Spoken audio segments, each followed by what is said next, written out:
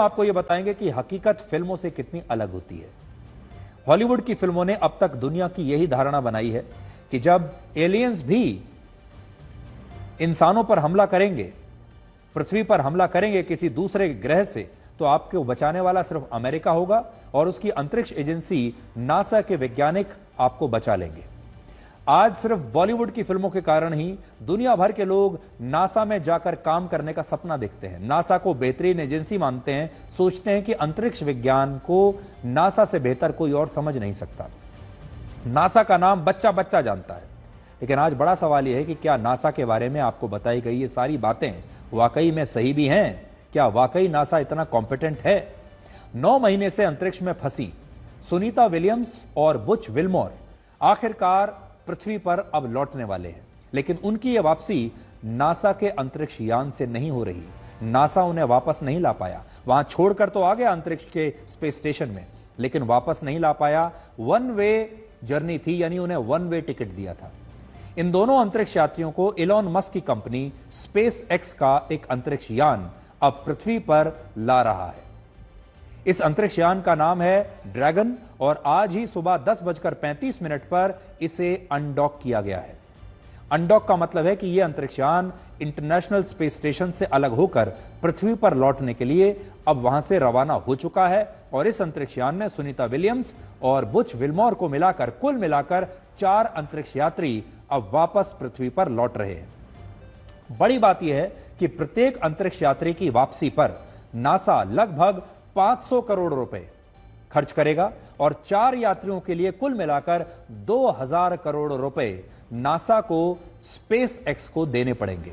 यह खर्चा है 4 लोगों का 2000 करोड़ रुपए खर्चा है अंतरिक्ष यान से स्पेस स्टेशन अंतर्राष्ट्रीय स्पेस स्टेशन से पृथ्वी पर लाने का। सोचिए दुनिया नासा के बारे में क्या क्या सोचती थी।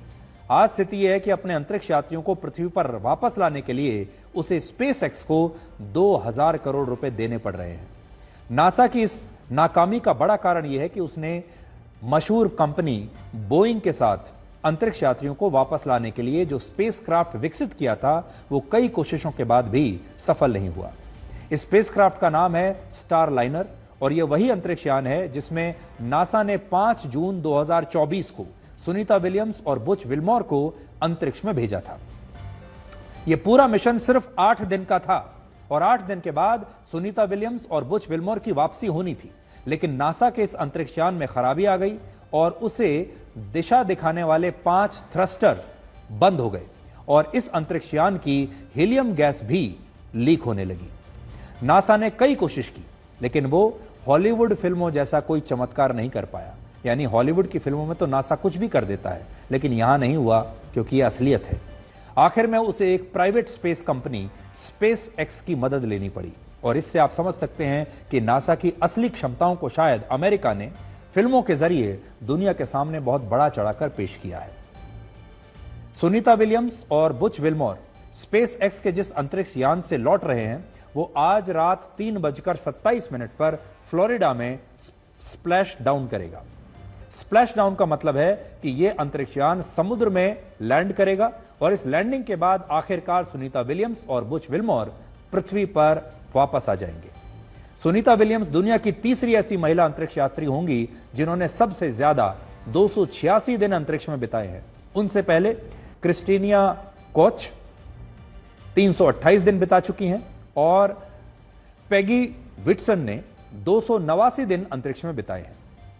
सबसे बड़ी बात यह है कि 59 वर्ष की सुनीता विलियम्स 3 बार अंतरिक्ष में जा चुकी हैं और उन्होंने अपने जीवन में कुल मिलाकर 608 दिन इस इंटरनेशनल स्पेस स्टेशन में बिताए हैं।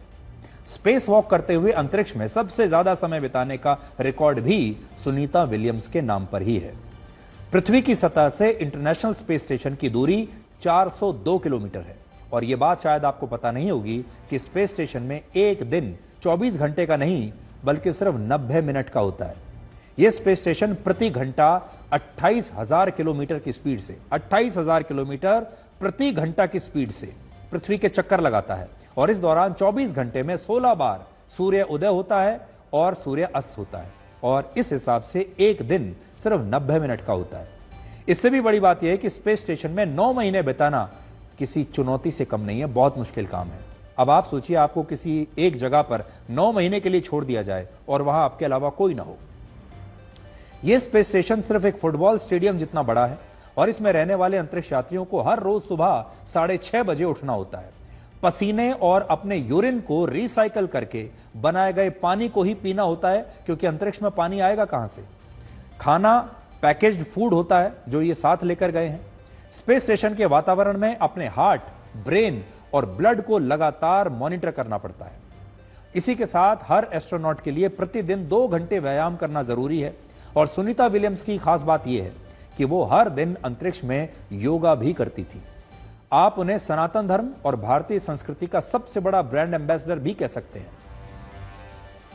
पिछले साल उन्होंने स्पेस स्टेशन में ही दिवाली मनाई थी और कहा था कि वो अपनी सांस्कृतिक जड़ों से आज भी जुड़ी हुई हैं और उन्हें इस संस्कृति पर, सनातन की संस्कृति पर हमेशा गर्व होता है। इसके अलावा वो भगवत गीता को अपने साथ हमेशा रखती हैं। इसके अलावा वो गीता की एक प्रति अपने साथ अंतरिक्ष में भी लेकर गई और भगवान गणेश की मूर्ति भी हमेशा उनके साथ रहती है। इससे पहले 2012 में भी उन्होंने भारत का तिरंगा इसी स्पेस स्टेशन में लहराया था। और सोचिए, आज जब हमारे देश के बहुत सारे लोग सनातन धर्म का मजाक उड़ाते हैं, इसे अंधविश्वास और पिछड़ेपन से जोड़ते हैं, तब दुनिया की सबसे सफल अंतरिक्ष यात्रियों में से एक सुनीता विलियम्स भारत की संस्कृति और सनातन धर्म से आज भी जुड़ी हुई है। उन्होंने सफल होने के बाद भी अपनी संस्कृति और धर्म पर गर्व करना नहीं छोड़ा, जबकि हमारे देश में सफलता का पहला मतलब ही यह माना जाता है कि अपनी संस्कृति और धर्म की आलोचना करके खुद को कूल साबित करना। सुनीता विलियम्स के पिता डॉक्टर दीपक पांड्या गुजरात से थे और वो वर्ष 1958 में भारत से अमेरिका चले गए और सुनीता विलियम्स का जन्म अमेरिका में ही हुआ था और वो हमेशा से अमेरिका में ही रही हैं। लेकिन वहां रहते हुए भी उन्होंने सनातन धर्म की जड़ों को कभी छोड़ा नहीं। हालांकि आज जब वो वापस लौट रही हैं, तब प्रधानमंत्री मोदी की एक चिट्ठी हमें मिली है जो उन्होंने 1 मार्च को सुनीता विलियम्स को लिखी थी। इसमें प्रधानमंत्री मोदी ने उन्हें साहसी बताया है और कहा है कि वो उन्हें पृथ्वी पर लौटने के बाद भारत में देखने के लिए उत्सुक हैं और भारत के लिए अपनी सबसे शानदार बेटियों में से एक की मेजबानी करना बहुत खुशी की बात होगी।